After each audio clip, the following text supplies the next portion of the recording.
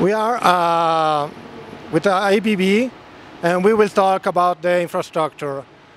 Charging infrastructure is quite a technology challenge because we have a lot of charging points here working together on the same grid.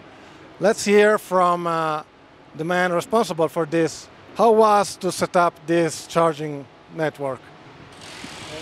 So what we have here is charging network is probably said a little bit too much for what we have here. It's individual chargers for the race, one car, one charger. And the purpose here is to charge the cars in between qualifying and the race, and of course also for qualifying. So we have roughly 1 hour to charge in between, and that is sufficient for such a charger here now with 50 kilowatt to charge an I-Pace. Yeah. This one is a custom-made product, or is a product that you already have, or you're using parts of a product to build this one? So when we look at the spirit of the I-Pace trophy, the spirit is about to bring electromobility very close to consumers. So to bring it close with using a car which you can actually buy, which you can actually drive. So this is what Jaguar Land Rover is doing here. So the car is of course slightly modified for the race. It looks a bit different, has a bit stronger suspension and brakes for the race, but it has the same drivetrain, same battery. So that's all the same, but they decontented a bit, they don't need infotainment in there, etc. So, and this philosophy we also applied to the charger. So we said, okay, we also take a standard charger, which is our Terra 53, our best sold charger worldwide. And we have more than 8,000 globally of that installed over the globe. And we use that charger from the content, from the power electronics, from the controls with the car, from the safety and everything. And use that charger and build it into an environment that fits the race. So we made it smaller, mainly for transportation. We made it more robust because of the transportation, because it's not fixed installed. We made it shake-proof and all of this. Yeah? And it's just one outlet, decontented by CHAdeMO, which we don't need, or by AC, which we don't need here. Yeah. Yes, I well know your charger because I charged it a lot of time from yours, so thank you for making it. And you talked about making smaller. Managing a huge power is always challenging because if you have a poor efficiency, you have to cope a lot with heat rejection and long-term reliability.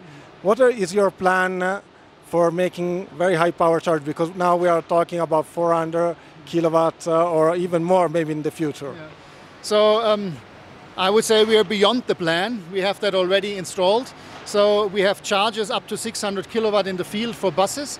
For cars, we were the first ones globally actually to launch a 350 kilowatt fast charger with liquid cooled cables certified in the field. So ABB was the first one.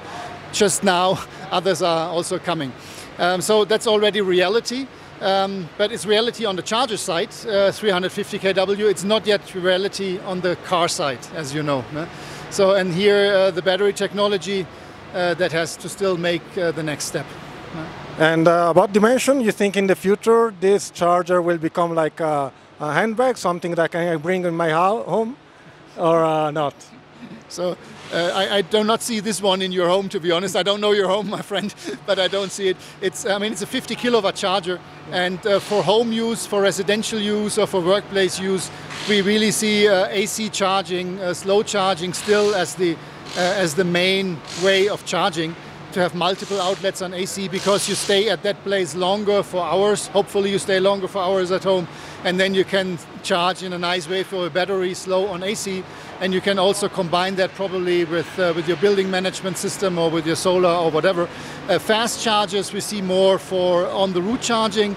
A 50 kilowatt charger like this we see in neighborhoods. So if you don't have your own garage, but if you want to share in a neighborhood where you can spend like 45 minutes or whatever, then you use this charger. And if you go on a highway where you really want to charge really extremely fast, then you go up to 350 kW. In this installation, are you also checking the network between the chargers, or load shaping, or having the different charging sharing the power, or this is just a straight charger? Now, of course, we do all that load management as well. So we can do load management. So to give you an example, we build out charging infrastructure all over Europe right now with Ionity as well. And so there we have also a load management installed as well. Also for other customers we do that, which is essentially if you have a high load requirement on one charger, and you can also implement a certain logic. So who comes first, who's second? So the classical example, one car comes which can really soak a year from now probably, the Taycan, 300 kilowatts. So then the next one comes, the next one, so somewhere you're limited, right, from your transformer, from your connection. So how is your logic? Where do you start? How do you give priorities? The classical load management, we can do all of this. But you can of course also go beyond and do energy management. So in terms of when you want to charge, if you have that flexibility. Yeah. Are you implementing this one here? So you have a limited amount of power, or in this case you have plenty of power on top? So here we get full power, it's a race. Okay, and you're planning also to move to the Formula E cars maybe in the future? Of course we're in discussion. Formula E charging again is a little bit different. It doesn't follow standard. The smart thing here, it follows the standard CCS, so this is why we chose for this one. Let's see how Formula E itself will develop, but we're very close of course. Yeah. Thank you.